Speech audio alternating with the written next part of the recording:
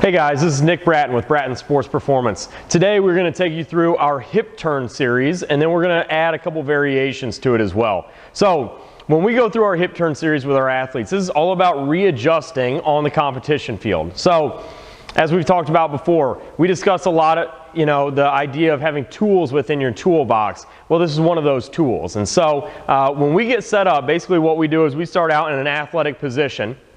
I'm going to tell the athletes we're going to turn to one direction, and on my command, they make that turn. So I start here, go, turn and hold. So just a 90-degree movement. When we land in that position, we want to make sure knees are over the ankles. We're in a good solid position. So we'll go through a series of them on each side, also adding some reaction as well. From there, we'll go into a hip turn to push. So when we go through this movement, I'm turning 90 degrees. My rear foot is going to land. So if I'm turning to my left, that's going to be my right foot.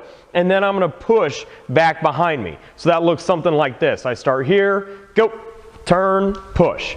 So as we go through this movement, this would be the start to any type of retreat that we are going to go through. It allows me to turn the hips partially before actually committing to that movement in another direction. So I'm going to go through that turn to push a number of times on each side. We're going to add some reaction to it. Finally, what we will do is we'll partner our athletes together, and then they'll react to an athlete on the opposite side. So if I have an athlete running at me, when they decide what direction they're going to run off to, I react to that by making the hip turn and going into a shuffle or turning into that run.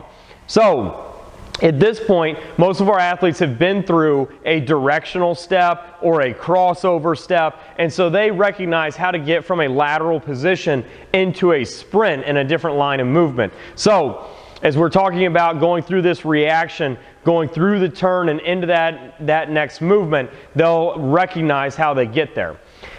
As I was saying in the beginning of the video, there are a couple of variations that we're going to add to this. So we'll add a jump, like we talked about. We'll add a shuffle, we'll add a sprint. So for some of our volleyball athletes, for example, we may add a jump at the beginning or the end of this movement. So I may start with a jump, go into that hip turn, and then either go into a shuffle or into another jump. It depends on how we're going to program it.